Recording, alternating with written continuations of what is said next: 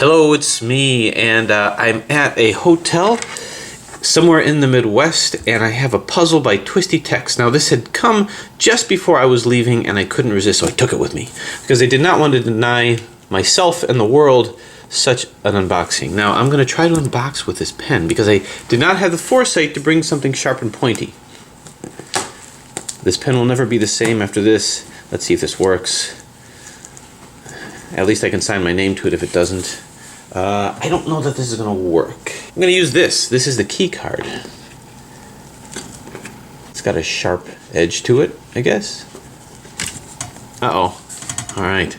No, you're just destroying the package. We can't destroy the package. I'm going to need that package. Oh, okay. Whoa. Wow. Very nice. It's not going to work, but very nice. Whoa. There you go. All right. I think that got me started. She has asserted herself and took one layer off. Okay, let me get this figured out. Okay, so I'm not saying how we did it. I'm not saying what we did. It involved teeth, nails, and a lot of just brute force. And my thanks to Jen for helping. Okay, so Twisty Tex has a great way of helping with unboxing. Brilliant, actually. So it says lift. Very clever. Very, very clever, Casey. So we will lift this. And what do we have here? Well, let's read about it. This is the Shiftsanity 7x9x11 Ultimate Shapeshifter Cuboid. These are the dimensions. I think they needed the fourth dimension to make this, actually. Martian Cosmic Lube, which worked well. Extension only modification. No faces were cut down. On larger puzzles like this, I shy away from filling the seams and or painting the puzzle in order to maximize the turning experience. The pieces were banded. Well, let's just show it and then I can describe it. So here's the lube, which is really very useful. I've used this. So here it looks. Here it is. This is a work of art. This is something to behold. Wow. See? She was so shocked. Oh, wow. It's nice out there. So this will be nice for reboxing, but anyway, so here it is. I know the lighting here isn't that great, but 7x9x11. This is fantastic. This is incredible. So here's the turning. Now, to make a puzzle like this turn this good is not easy. It's not just a matter of printing extensions and gluing it on. He actually had to stabilize it. He actually had to. Wow. Well, I'll tell you what. Let me go through a full turning with this, with every layer, because I know you guys want to see a checkerboard. I don't know if this has been seen before. Turning this over here. Every layer, there's like a smoothness to it, a stability to this. And like I say, it's more than just gluing extensions down, and I'll go through a little bit of what he did. Or he'll go through what he did, because he wrote it down for me.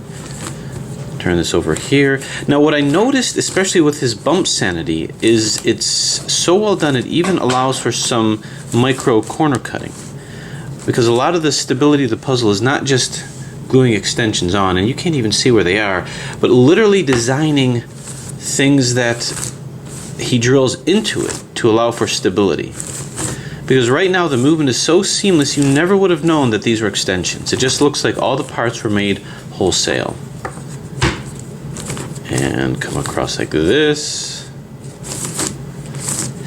and it's worth showing the whole thing. Oh, this over here. Wow.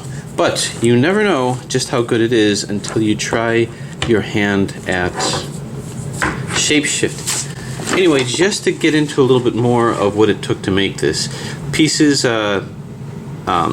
so maximize the turning experience and make the puzzle as playable as possible. And as you recall, I described playability is the ability to turn this without getting caught or stuck. The pieces are bandaged, then extended before going through a 3-step sanding and polishing process. Pieces are darkened with light coat of oil, degreased with 91% isopropyl alcohol, buffed with a sheen with cloth, and finally assembled, lubed, and stickered. So it's been lubed and tensioned to what he felt was adequate.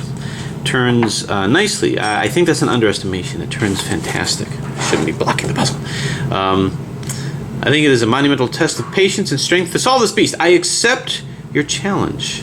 something I'll leave to the experts. Extension will increase the catchiness of the layers, included some Martian lube in case the puzzle would benefit from a little more lube.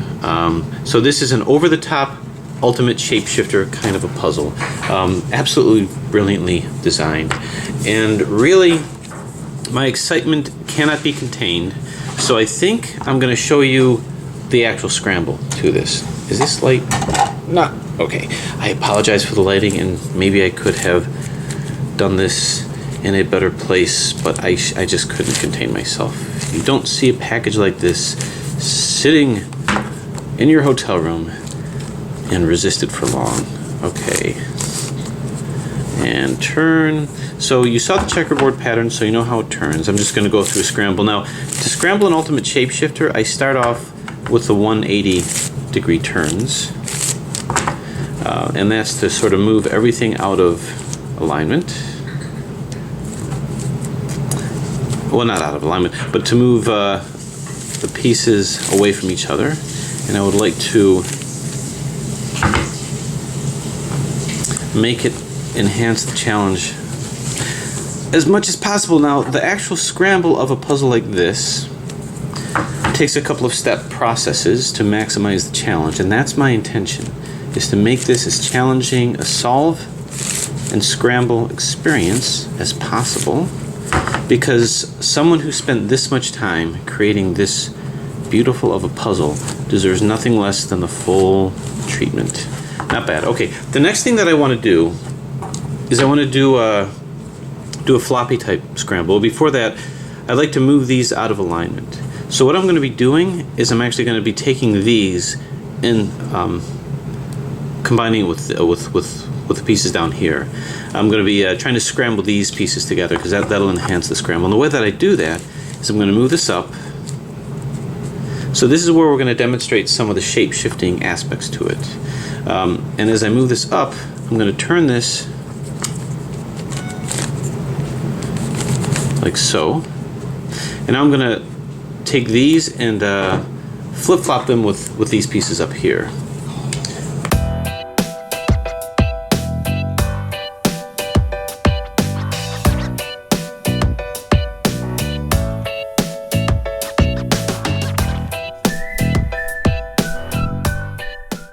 And now I'm going to move this back. Boom. Okay, so what that in essence did is it actually just flipped these guys with these guys. And I'm going to keep doing that. Doggone it. Just going to keep doing that because it's going to enhance the challenge. I like to move these three, maybe these over here too. So I'm going to take this, actually do it like this. Turn this down here. Move these like so. And then move that. Okay, so now what I'm going to do is I'm going to try to move the whole thing over. To U, need two hands for this. To R,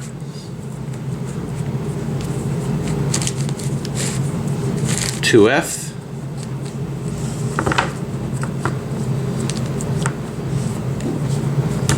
and to U, and to F, to R, and finally to U. And I believe I do another 2F. I believe. Okay, having done that, I then turn this. So you can see, even if it's not exactly aligned, it works very well. I'm going to move this back down, and that did indeed exchange all of these. So what I'm going to do now is I'm going to continue my scramble like that so I can get these all scrambled out.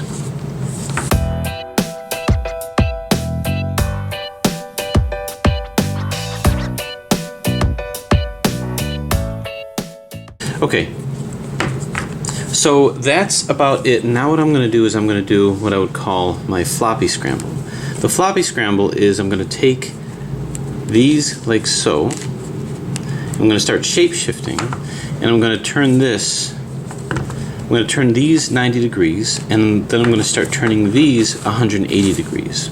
The reason that I'm doing that is I'm starting to do my shape-shifted scramble. However, I'm still maintaining layers. Like this layer will still be fine. I can still move this. I haven't bandaged those layers. So I'm minimizing the bandaging as I'm scrambling. Okay. Do 180 degrees here, maybe here, 180 degrees here. Let's see, okay. Looks like we're nicely aligned here and here. Okay, now this is looking like it's turning into the beast that we always feared. The beast that kept you awake at night. Do some moving. Okay, I think we have a pretty good floppy type scramble, and now what I'm ready to do is I'm ready to do my full 90-degree scramble. This is what I would call my 7x7 scramble, because being a 7x9x11, the 7 layer is my base puzzle. Let me just do another 180 here, another 180 here. Okay, now to do that, I think I've got that maximized. What I'm going to do next is we're going to just go ahead and do 90-degree scrambles. And we're going to start lifting this above here. Oh, I'm nervous. Should I be? Move this across here. So now this scrambles as a 7x7. Just a 7x7. Well, it's still a 7x7 scramble. So even the base puzzle is an over-the-top puzzle. This is an over-the-top amongst an over-the-top. We're so far over the top, we're in space. Okay, now I'm going to continue to scramble this, but to be honest with you, the way that I'm sitting and the way that I'm positioning this causes a little bit of fatigue, so I might want to stop filming so that I can do this in the most efficient, safest way. But you can see, as I'm turning it, I'm getting all the layers scrambled with each other, and this is what makes an ultimate shapeshifter so ultimate, is you're getting all different kinds of scrambles here. Okay, I'm going to go ahead and continue scrambling, and then you can look at this in its full scrambled state. Okay, so here it is. This, I think, is a pretty good scrambled 7x9x11. The alignment is good, and the more that I'm using it, the more it's working its way through also. So this is a beast to be beheld. Yeah. Now, the only question that I have is in terms of solving it. It's going to be hard for me to solve it holding it like this, so I have to figure out how I'm going to do that. But there it is. This is the first part, really, the scramble and demonstration of Twisty Tex's Shiftsanity 7x9x11. And it's going to be very hard to do anything else today aside from just playing with this. Thanks for watching.